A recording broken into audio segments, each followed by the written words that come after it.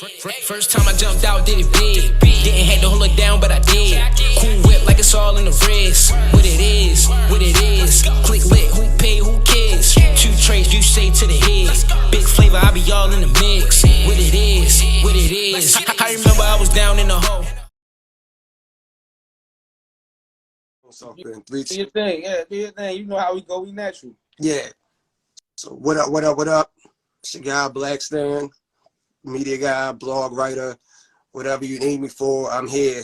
And this is a new episode of Several Questions with Stan. And my guest, and you know, my first question is always tell everybody who you are and what you do, and then we're gonna go into it. So take the floor, my guy.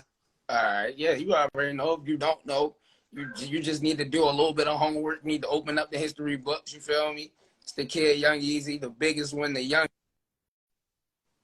to ever really one of the best to ever step foot in this shit. You feel me? For Baltimore, for the rep for the city, and take it to the next level. You know, I do a little bit of everything. You know, they don't know I'm one of the hardest rappers ever. You feel me? And I like recently I've been taking on engineering. You feel me? So I do a lot of engineering. I do a little bit of everything, man. I'm just one of them triple threats that's in the industry that can do a lot. You feel me? There's really no holds barred to it. You feel me? 410. Yeah. Y'all hear that? Yeah, you already know. Eastside Baltimore raised me. You feel me? All day. Zone 6, you feel me? Shout out to my zone, you feel me? Niggas know where the first stop back. You feel me? I mean, let's get right down to it, man.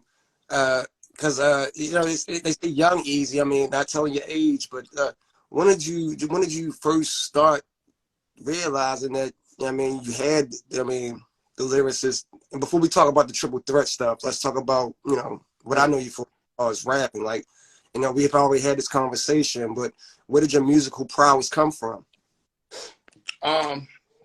Basically just being around it. You know, like.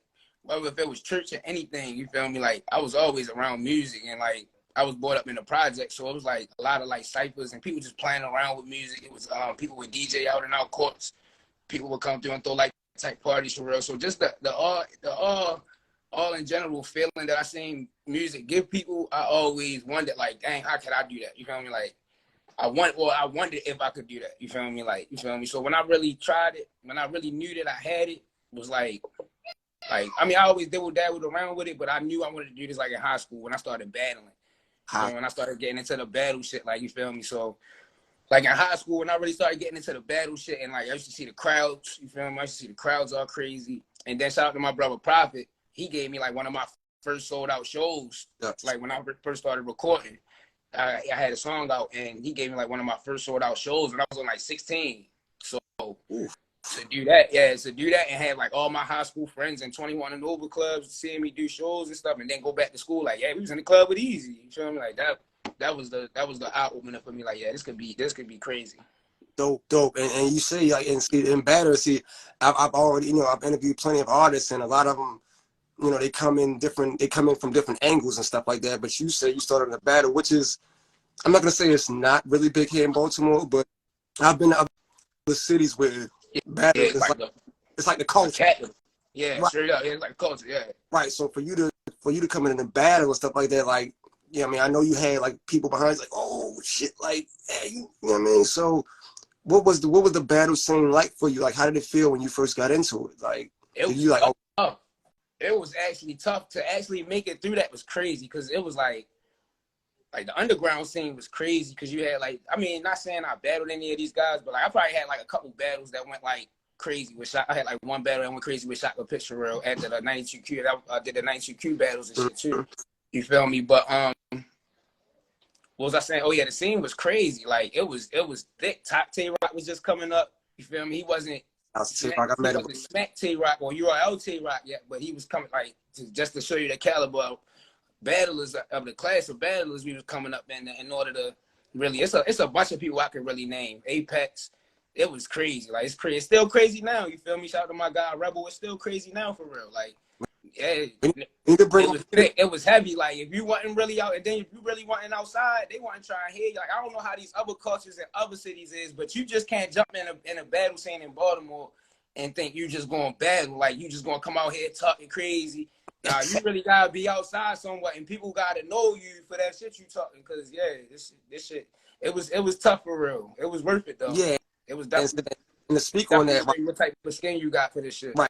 And speak on that, like you have to have like the background and stuff like that. But and speaking on battles and stuff like that, and I know you probably had a couple of, I mean, not so much as L's, but when you first starting out, and Never took a L. Never. you never took Never took a L. I probably got people on here from high school. Yeah, I never took a L, bro. Never. I've never took a L, like ever. It don't happen. Like, I don't know. I'm not gonna say I'm hard to deal with. I'm definitely hard to deal with, you feel me?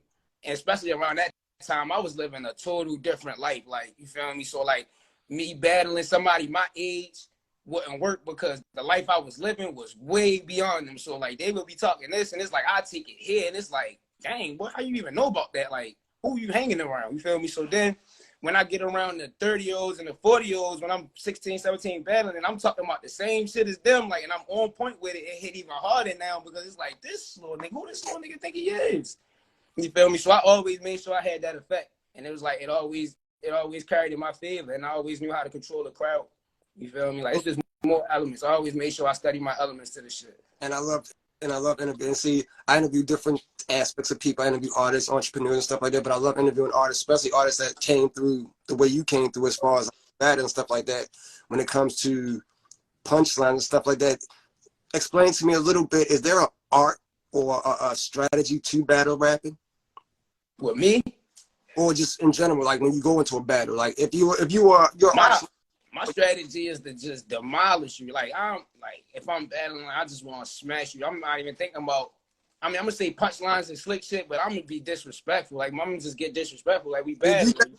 If you battle me right now, you looking me up and down. You before we get into the rounds and shit, like you looking at me up and down. We getting disrespectful before I even see you.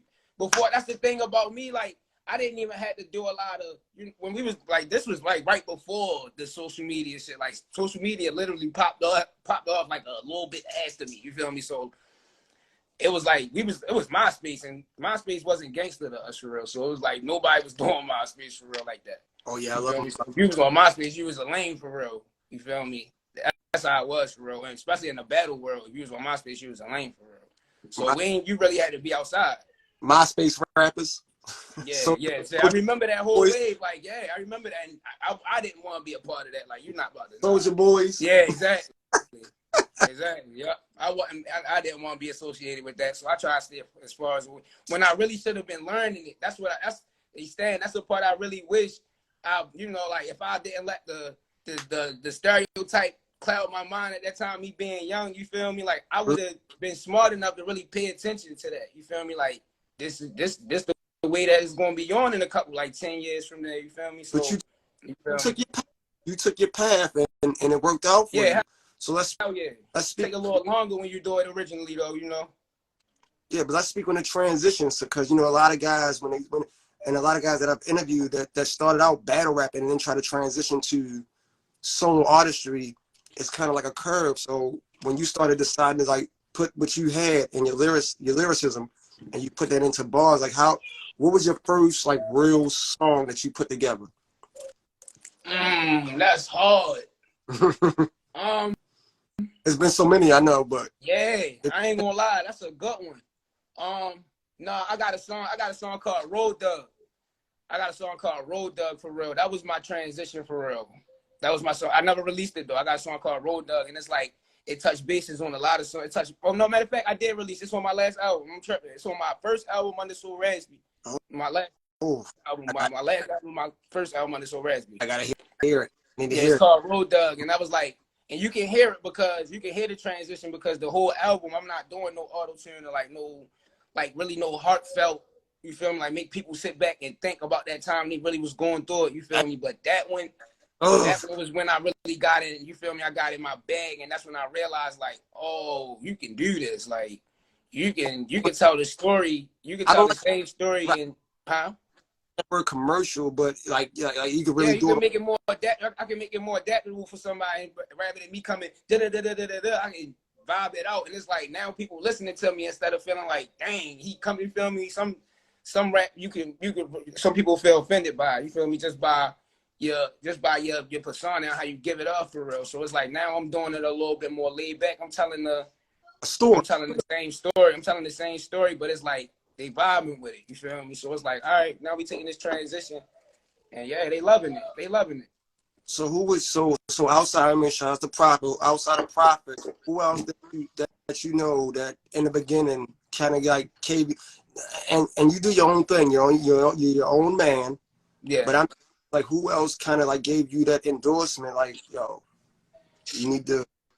Everybody, yo. Everybody, like, just to name a few. Squirrel was one that took me in early. Right. Squirrel Y took me in early. He was one of the reasons why I got on 92Q for the battles early anyway, for real. Like, okay. So he was really behind me a lot, for real. Shout out to Squirrel. K Swift, rest in peace, K Swift. She was behind me too. Feel me? We had a little whatever, like a little problem. Not a problem, but you know, artists. I was big headed back in the day, but we linked up and it was love from then on. She was behind me. God rest her soul, for real, to a legend. My man Big City, I gotta big him up because he used to Big City used to have a well done. That was the first label I ever signed to, and I gotta big him up because this man didn't know me from a can of paint. I was lost in the streets. Probably was like 15 years old, lost in the streets, didn't want to go to school or nothing. This man and his mom took me in, built the studio in their basement, taught me how to use the studio and everything. Like that changed my life completely. And I owe that man my life, hands down, like straight up. Like, yeah, they changed my life. And I always big him up because, yeah, like that's like I said, they ain't know me from a can of paint. Like I probably knew him for like 2 days, for real. Sat in his house for like 2 days.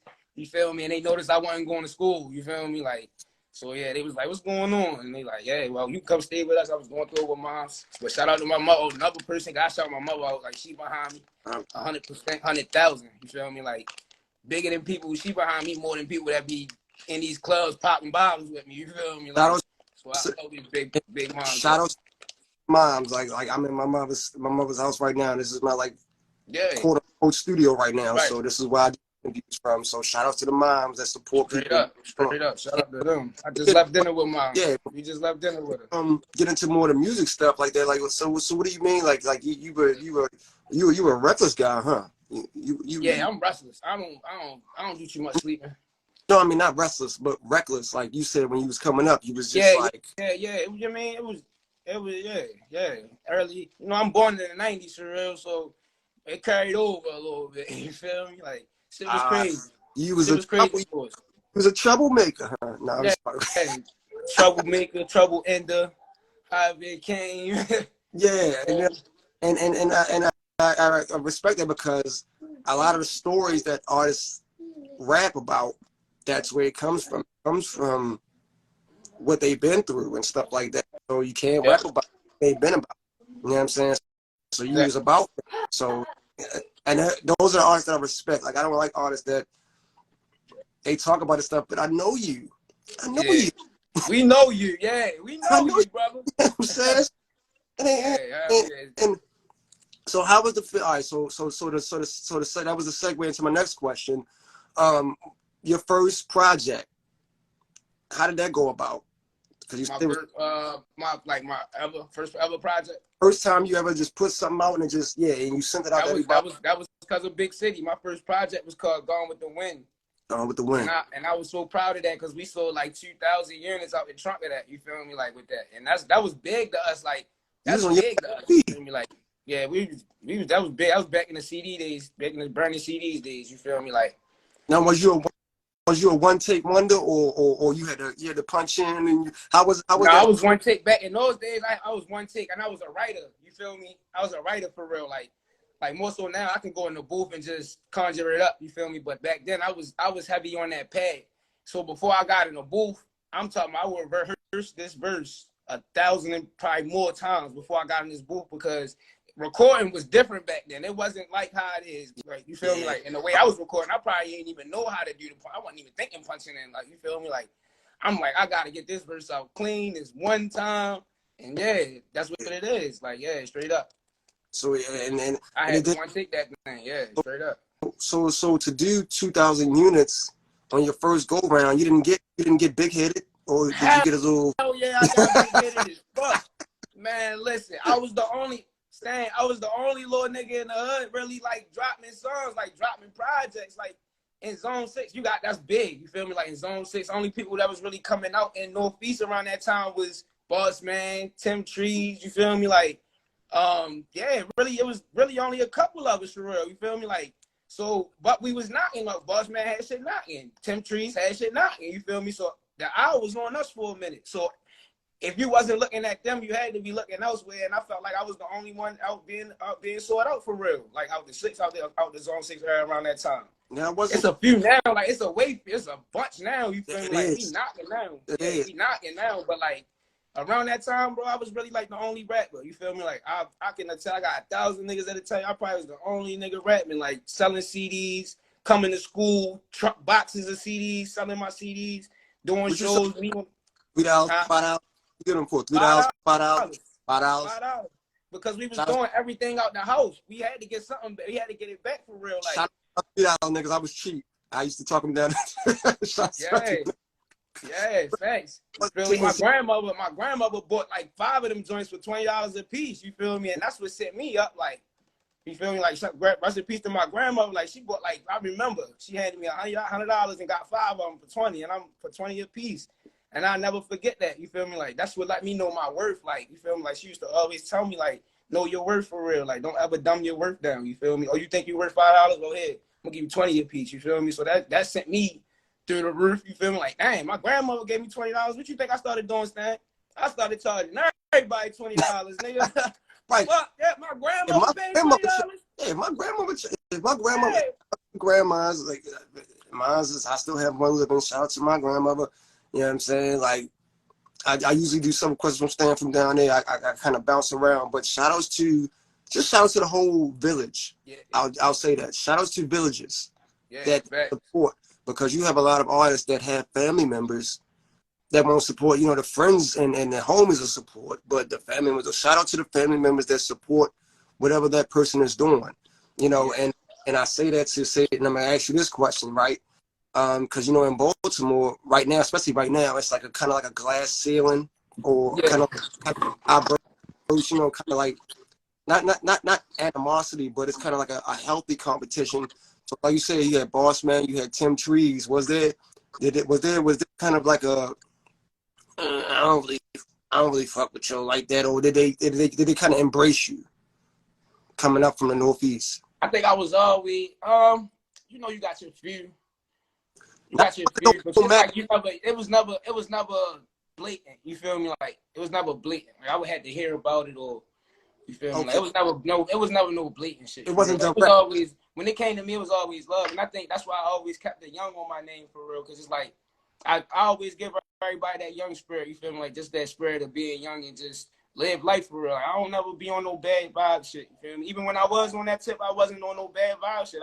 I'll be the happiest nigga in the room, the most energetic nigga in the room. It might not have came from you to them, but I'm talking about like from them to. Yeah, that's what I'm saying. Even from them, like it was not. I would say like I get more fake pages and shit hitting me. You feel me? Like I don't get that. I never got the I don't fuck with him. Okay. I'll get more so like I don't know him because I don't be like I get around a lot. You feel me? Like I might be here, I might be west, I might be out of state. You feel me? So you might get the few people that's like, who's that? You feel me? Like, and then some people might have to tell them like, oh shit, that's easy. You feel me? And then they take no bad homework and see I've been around. You feel me? Like, and they take. I want. Yeah, I got you. I definitely feel the love more so than the hate for real. We need more of that. So when I put this out and y'all hear me, this is BlackStan talking to y'all. Support your fellow artists. Yeah. Like stop hating on the other guy. You know what I'm saying? Because you got this guy over here on this side of town. You got this guy over here on this side of town. We're only strong as the next link. It's a chain. We have to keep it in there. Yeah. So that's what it's about. That's what I be telling, like, that's what it look like when I go out of town and I'm doing these shows out of town. It be love. Like, they got their camps. They got their support behind them. You feel me? Like, we got to tighten up a little bit in the city. We will. It's coming. All right, so, I mean, because so you was already in high school doing battles. You've already put out your project. That's crazy. first big? So what was your first big? I won't say big, but what was your first live performance where you just got out there and there was a crowd around? And how did you feel about that? You talking about back in high school? Well, whenever you had because you did the battles and then you put out what your first live performance, we get an audience and. Oh yeah, shit. That shit set me up, yo. Like anytime I do a show like that, like anytime I do a show, period. But like my first show, like I said, when Prophet did my first show, when I had a single out. I forgot what it was called Cup Full of Henny back then. I had a single out called Cup Full of Henny. And we was getting crazy play off that. And Prophet ended up throwing me a show at the Black Hole. I don't know if anybody remember the Black Hole back then. It used to be out Dundalk.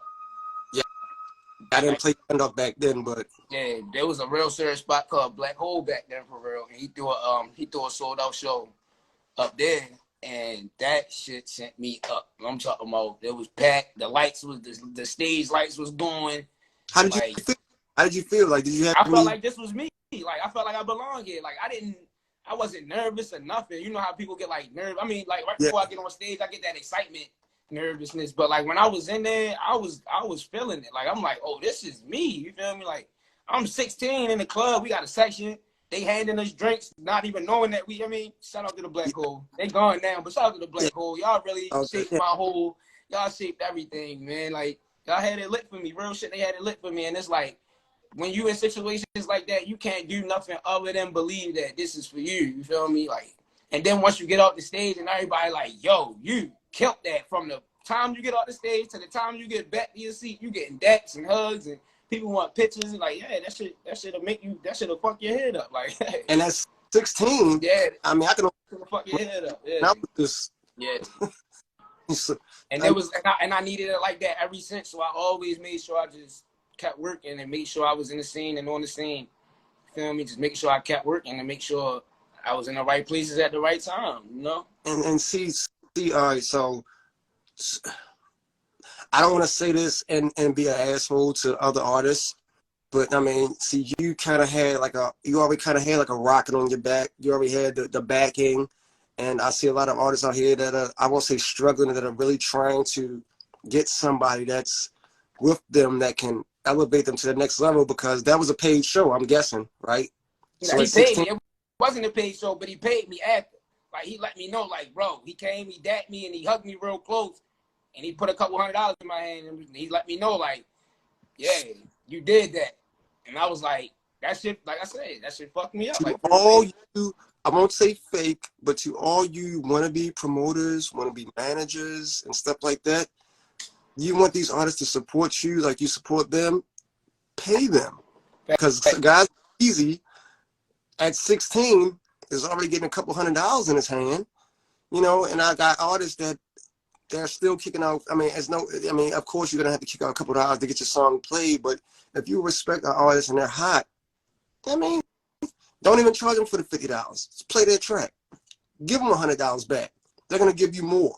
You know what I mean? So because all right, so speak to that for me, Easy. Like if you were, I mean, where you're at now, and you're talking to a younger artist that's trying to get, you know what I mean, that in that position like you're at, I mean, what's the best way to get there? Like, is it just link up with somebody that you know, or you gotta put yourself there, bro. You gotta, if you know where you want to be at, it should be in the plug. If you know where you want to be at with this music shit, like if you know you want to be in this shit, you gotta put yourself in them positions. You can't just be recording music in the studio, because that's where it's gonna go. It's gonna just bounce around off the walls. You feel me? Like, you gotta step out. Like, you gotta really step outside your comfort zone. You gotta put yourself in them rooms. Like, save that little weed money. You feel me? Stop smoking for a couple months. Save that little weed money. I was hoping you said that, because you know you see the Amiri, you see the.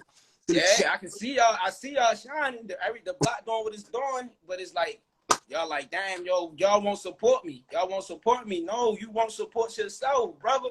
You gotta support yourself. Nobody gonna rock with you until they see you rocking with yourself. Point blank period. Exactly. I didn't start getting real feedback. Of course, you're gonna get feedback from the people you're around, but if I was noticing I'm only getting it from these people. Like, who not gonna tell me I'm hot that see me every day? You feel me? Like, even if I do spit some bullshit, nigga gonna tell me I'm hot because they fuck with me. You feel what I'm saying?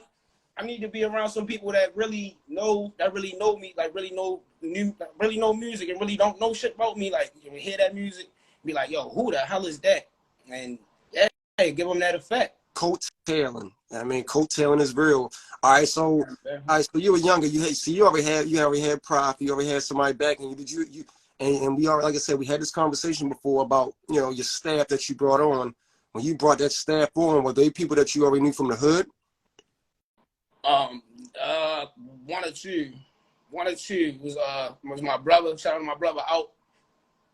I left him out too. I'm not bad. I can't leave my brother out. Shout out my brother out. But my brother out and my brother Bleak was there with me the whole time, rocking out with me.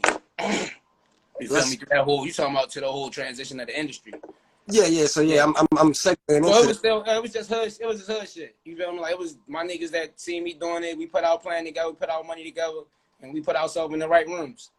Right. So y'all came together. So cause so many times I only say that because so many times I meet artists and I try to speak to them and have these quote unquote homeboy managers that want to be that manager, but they don't have, I don't feel as though they have the artist's best interest in mind. They're only there just to be in the area with that artist. I mean, so when you first decided to bring on a staff, you're like, all right, so I need somebody to handle my business. Like, I want a manager. I want the first experience. Like, did you actually have a real manager or A&R or somebody? Nah, hell no, Stan. I did all that shit myself.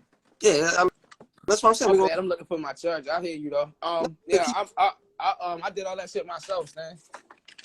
I ain't gonna lie. I can't even. Can you just look for? I don't know. It's in here somewhere. So when you're telling another artist, what you gonna tell them? My bad, Joe. My bad. I tapped out for a second, but nah, I ain't had no collars going in for me. Like nobody was doing all that for me for real. I was doing that shit myself, bro. Like I learned the lingo, and if I felt like somebody was above my lingo or like out of my league, you feel me? And I'm not scared to admit that. I know it's people that know more than me, you feel me? Or I feel like, nah, he probably not gonna understand my lingo, you feel me? Let me find somebody that look like they know my lingo, that know him. Let me holler at him, and then he can holler at him for me, and then we can meet in the middle somewhere for real. But like at the end of the day, yo, you gotta know how your business moving. You feel me? Like you gotta know how that shit moving. So one thing I hate is people in my motherfucking business. So when it comes to music, that's my top business. So I gotta know. Like I gotta be at the table. I gotta see the numbers moving and shit. You feel me? Like I gotta be at the table. So yeah, that's like part of my downfall in this industry because I'm too fucking smart. That was free gem. That was free game, y'all. You have to understand, even if you do have a manager and you still have to understand your lingo. You have to understand the translations. You have to understand all this stuff yourself. So that was a free gem for y'all. If y'all miss it, you're gonna catch it on my YouTube when I post it. Game stuff like that. So I mean, and I don't want to be a condescending asshole, but when you talk to me about, you know what I mean, like when all right, so no, I'm gonna get to that a little bit, but when did you start venturing out of state and start getting the other acclimates from other entities out of Baltimore? The out of state move started when right back. The out of state move started like in college. You know, I went to college for a little bit. Oh yeah. Tell me about before you go into. Tell me about that. I went to UMES. Yeah, I went to UMES and got my associate's degree at art and fine arts. Shout out to University of Eastern Shore. Yeah, shout out to University. That was another big part of me moving on with this music shit. But like I started up there like 2012. You feel me? And I linked up with DJ Robbie Rob.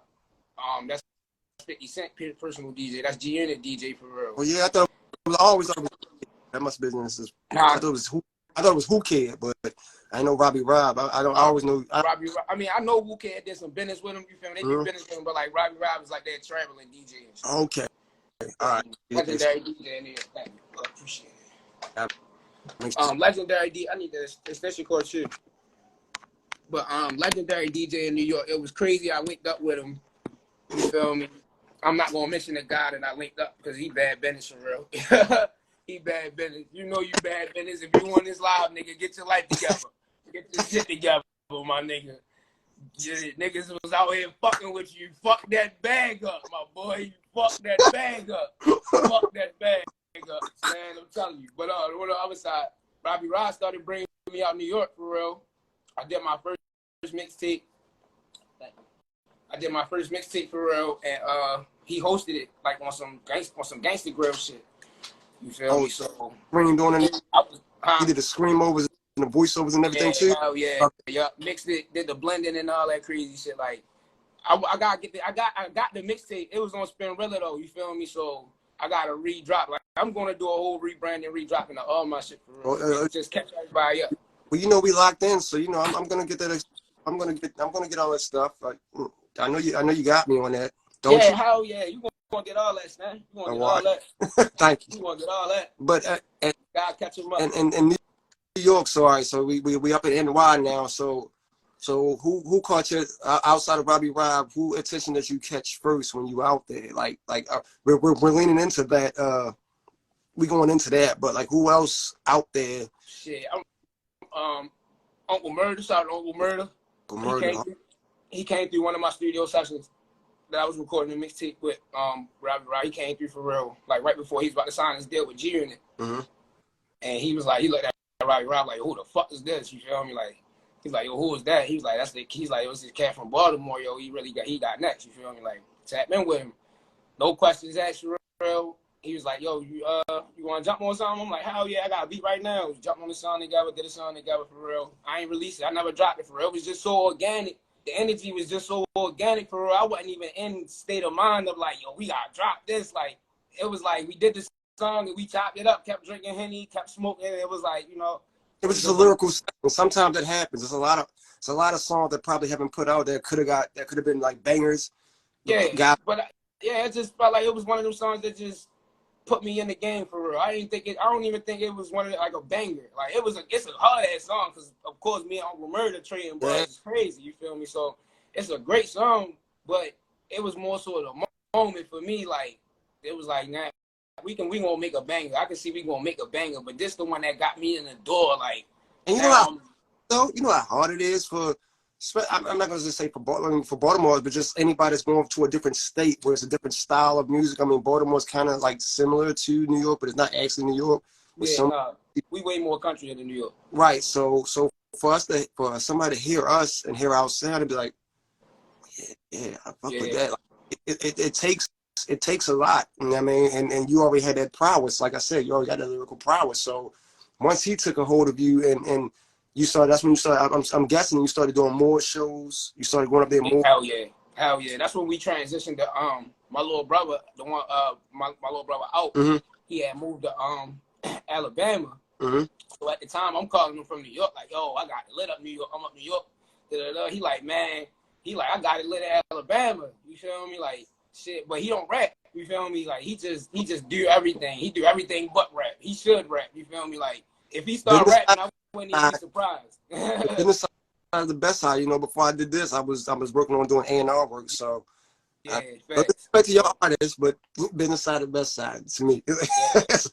So we X's and O's. Yeah, we ended up going. I was like, all right, fuck. He's like, man, come down here. It ain't no rap. It's like, come down here, yo. You gonna blow? Like we gonna do something. I'm like, all right, bet. You feel me? So go down there. It's a longer story than that. It's a longer story than that for real. But I don't want to hold them up. But yeah. Long story short, I went down there, got it lit. We went to Atlanta, got it lit. Feel me? And it's like you just gotta keep it moving. And so Atlanta, anywhere up the East Coast, we done fucked the East Coast up. The West Side still waiting on. West Coast still waiting on. Well, that's coming. We already know that's coming. So we're leaning. All right. So let's talk about. I mean, I don't know how recent it is, but let's lean into the So Raspy and the Kiss and stuff like that. Like, how did that happen? Yeah, that's basically what I was getting to. Like, basically, we went to Alabama for real. I linked up with my guy Yodi in the studio and shit. Recorded another mixtape and shit. Did another mixtape out there. Like, fuck, we gonna drop a project for Alabama for real. We dropped a project in Alabama. And like I said, so that project landed us in Atlanta in the strip clubs. Because now I'm in the South for real. I wasn't doing a bunch of like club music in Baltimore, like shit for the club. But when I got to Alabama and seeing like how they cracking in the club scene, I'm like, damn, I gotta feel me do a club bang. So that shit landed us in like Magic City. You feel me? The Where's Dough. We met with the owners and shit. T.I., like any Atlanta nigga you can imagine was probably in there for real. You feel me? So it was up to us, but we ended up going to Gucci Mane little album release party when he came home. Long story short, Kiss was in there, and I was like, shit, I'm trying. I mean, I linked up with him for real, like, yo, I'm trying to do some business, like, I'm trying to work with you. He told me hit him in the morning and shit, and I called that nigga when the club closed. He told me hit him in the morning when the club closed, when everybody's leaving out. I called that nigga phone like, yo, you told me call you in the morning. What's up? You feel me? You about to? Yeah, facts. Like, dead ass. I ain't know what he was on. I wasn't doing shit. I was trying to work for real. Like, you feel me? I was dead ass, but yeah. So, I mean, he just gave me a little laugh, like, nah, young, I'm gonna holler you tomorrow for real. I'm gonna holler you like in the morning. I'm like, all right, bet. Feel me? Did the song. We did the song in Atlanta. The song, what it is. That's out right now. Hold on. So that was done in Atlanta. What studio it was in when y'all did that? You know the name? You I remember? did it. I already had my shit. You feel me? Like I had the song done. Oh. You feel me? Like I went in the house like soon I wanted to work, so I had my studio shit with me. You feel me? I record myself. I had my studio shit with me, so I'm like, fuck it. I'm not about to be trying to figure it out or wasting time in the studio with this nigga. Let's go in the house, record a song, and when we see this nigga, we gonna have his song ready for real. And you just had the open verse ready for him. Yeah. So we shot down So Def Studio and shit. Oh shit. Shout out to Rufus, shout out to JD. You feel me? Like, hey, that was another epic moment for me. Feel me? So and then and there, I told him like, yo, like I can't see me being nowhere else in the industry. If I was to land in the industry, I can't really see me learning the ways that I want to learn from nobody else, for real. You feel me? I came up off of Kiss and a lot. I came up off Bad Boy. You feel me? I came up off that whole East Coast wave of rap, for real. Feel me? No shade to the West Coast. No shade to Pac and them. I fuck with Pac and them. You feel me? But I came up with that Bad Boy shit. You feel me? So of course, it was just like it was inevitable for me to be here. Like I spoke this, I talked this for real. Like, I always said if Jada could start a record label, I wanted to sign to him. And then, like once I heard he started So Raspy, like I said, you gotta put yourself in positions to be in them rooms. You eventually gonna land there. You feel me? You eventually gonna land there. And if you stay on it, it is what it is from there. It's up to you. Manifestations. Really? So when I'm all right, so this is a business question, because even though you talk to them, you had conversations. Like again, I always ask artists that are in a certain, not like a certain level, but have done more than the average starting artist. So when you're in those, like you said, you're in those rooms and you're negotiating, you're talking, like, how do you go about talking to? Because you got a lot of guys that want to get to that level. They want to room. So it's like you have to have a certain demeanor with. So how did you feel in negotiating and looking at paperwork and stuff like that? Because you said you taught yourself, you had to learn the lingo and stuff like that. You don't have a manager, you did everything on your own. So I just going on what I want for real. I just going on what I want and knowing my work for real. You feel me? Like, so I ain't gotta fine print. So you understood like, fine print and. I don't go through none of that. Like, I don't go through none of that. I don't go through no. I mean, I read it. I read the file, but I'm saying like, if it's fine print, then I don't need to. You feel me? Ain't no business. You feel what I'm saying? Like, we gotta do all that. There ain't no business. That's how I get through it. Like that's how I get through it. Like a lot of my business don't even be involved in contracts at this state I'm in my life. It's like it's straight word for word, bond on bond. We either gonna do it or we not. Yeah, we either gonna do it or we not. Cause right now I ain't even trying to get involved with all these courts and all this dumbass shit. Like, nah, we either gonna stick to the business, get this money together, and move on and level up, or go ahead and go try to finesse somebody else with that fine print shit. I'm not about to sit here and strain my eyes at no paper and trying to make me. Nah, I'm not with all that. You already on some shit if I gotta do all that. Yeah, cause you know, unless we talking M's now, if we talking M's, I read all the fine prints you want. Yeah, so that's what I'm talking about. See, you got guys, like I said, they got these homeboy managers and hip hop attorneys, and by the time everything. I definitely get your shout out to John Cox. Like, get to lawyers and shit that do know that lingo, like that book, that's book smart and shit. You feel me? Shout out to John Cox. Not saying like if I get something I don't understand, send it to John. Then my little sister, shout out my little sister. She's a lawyer too, so I send it to her too. You feel me? Like everything I like to keep, and John Cox is a family lawyer for real. You feel me? So everything I do is like people would trust for real. I gotta trust you. Trust is the first thing with me in business for real. And I'm learning that even in the industry, like it's trust.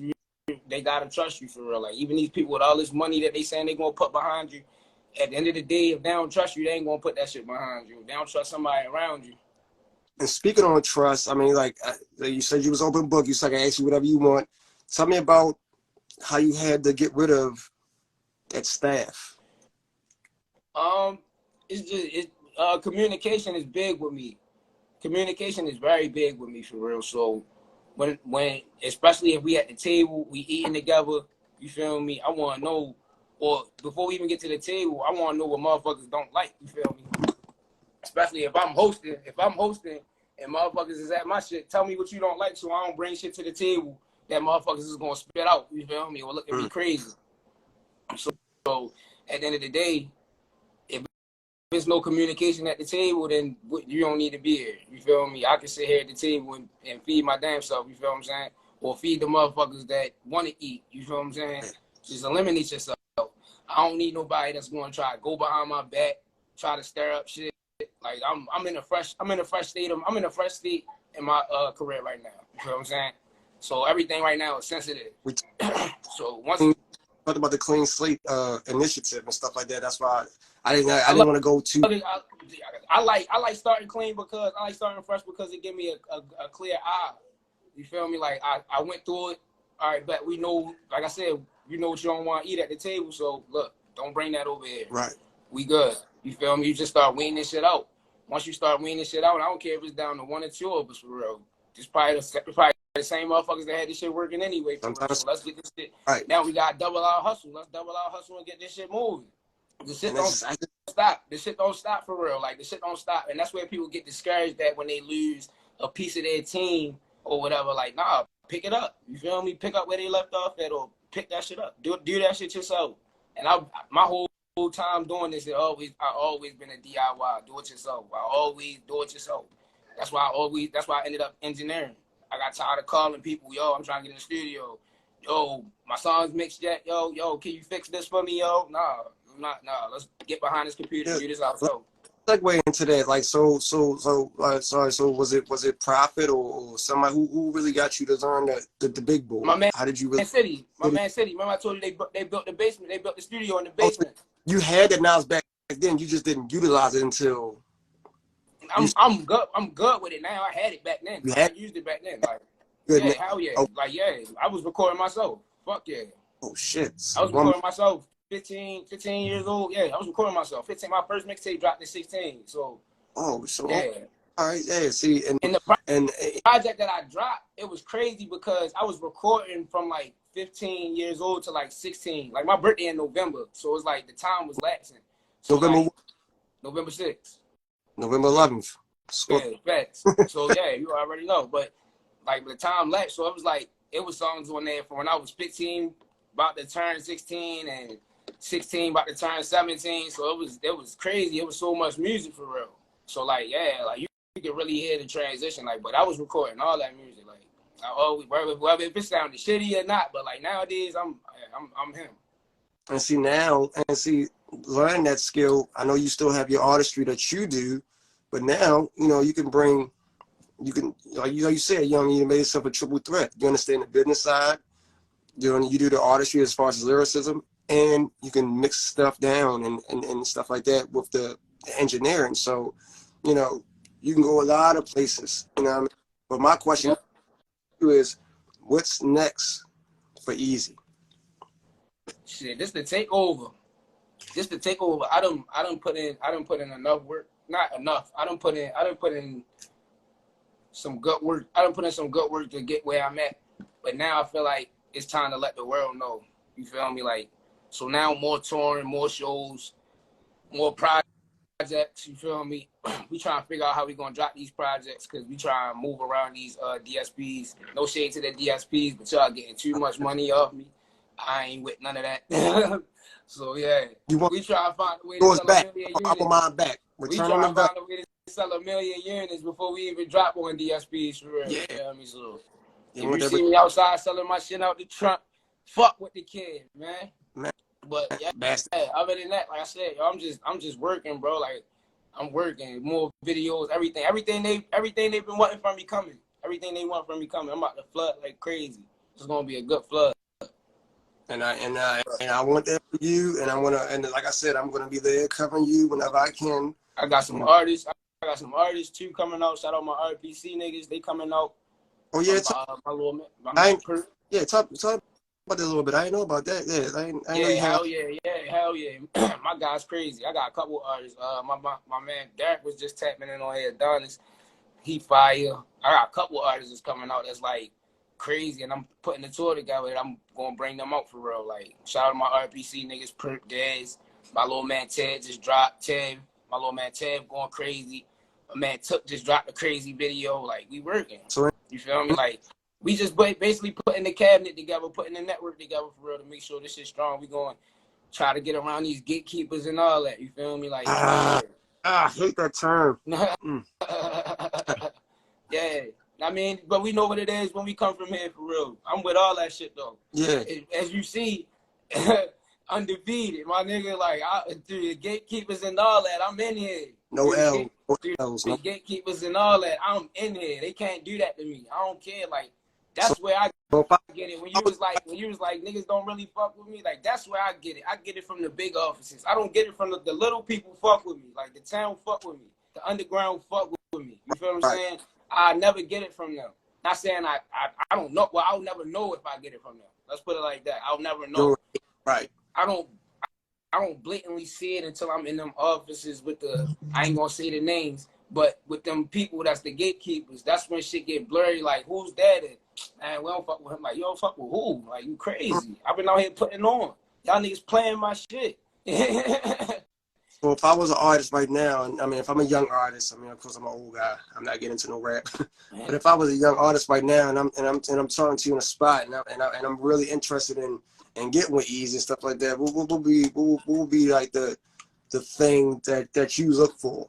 What are you looking for when you decide to put somebody underneath your wing and have them be represented by you or have your name attached to them? What are you looking for?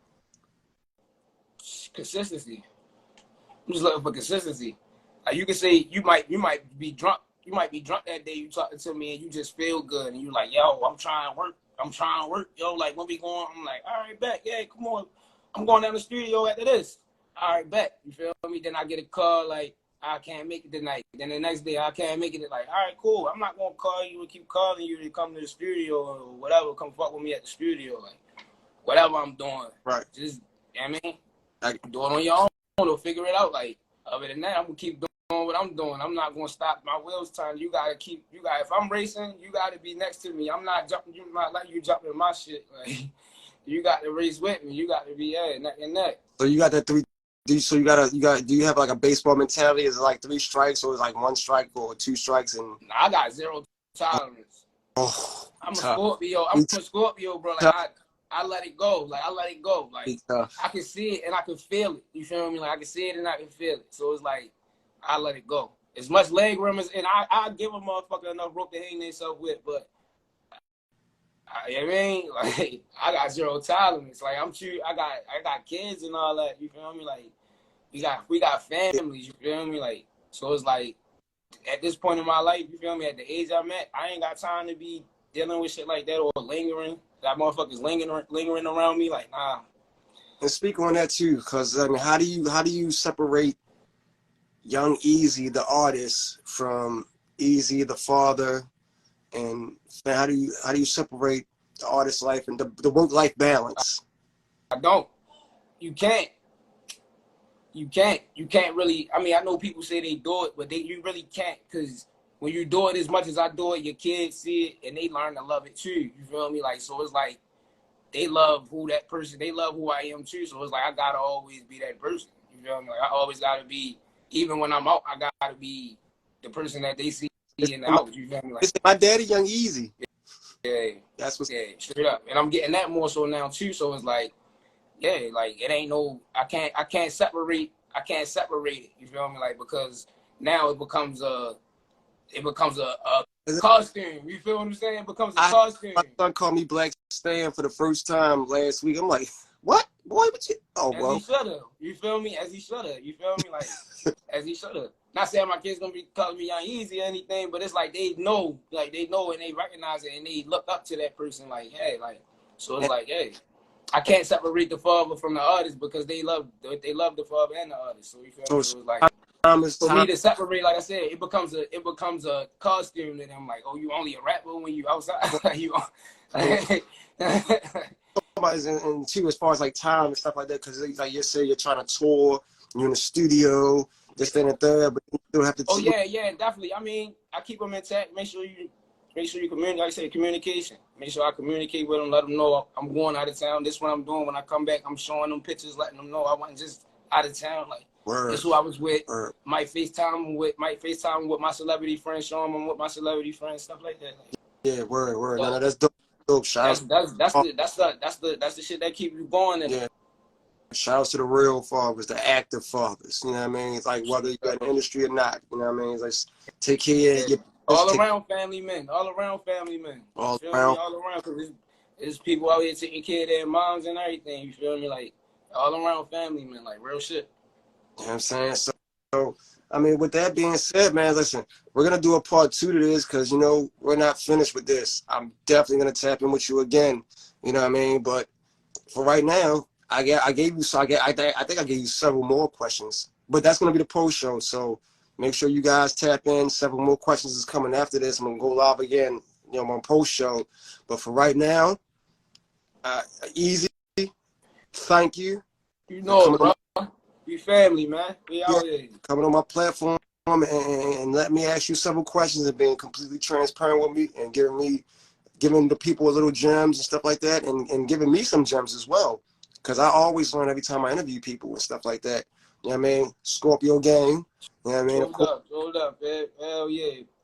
But with that being said, this is your guy, BlackStan, my host. I mean, I'm the host. I'm sorry. He said my host. I'm the host. Hold up, Stan. Make sure y'all get them motherfucking tickets. I'm performing at SOBs in New York, May 24th, Wednesday. Make sure y'all get them tickets in my bio. Make sure y'all get them tickets, man. I'm telling y'all it's going to be crazy. Oh, yeah. Young Easy performing at SOBs is crazy. Do y'all homework. If y'all don't know what SOBs is, do y'all homework. It's like the Apollo Theater for hip-hop, man. Like, get right. And we about to get right, man. Like, so if you got a little bit more time, Easy, like after we wrap this up, we're going to do several more questions, and I'm going to get into that because I want to talk more about that. But as far as this interview, yeah, we're going to talk about the SOB and stuff like that. I'm going to bring some people on because I don't bring people on when we doing this interview. It's just me. I like to sit and have my people talk to me right there. Yeah, facts. That being said, we in the crib with it. Exactly. So this has been your guy, BlackStan, host Several Questions Stan. My guest for the night, Young Easy. So big one. You already know what it is, what it was. Bought a whole 30, watch me get it in the club. Fast lane gang got him sitting with the slugs. No pit stops to the finish, throw a dub. Shit ain't about to check, then it's on to the next. Feeling like X, see the bite, I'm a dub. Been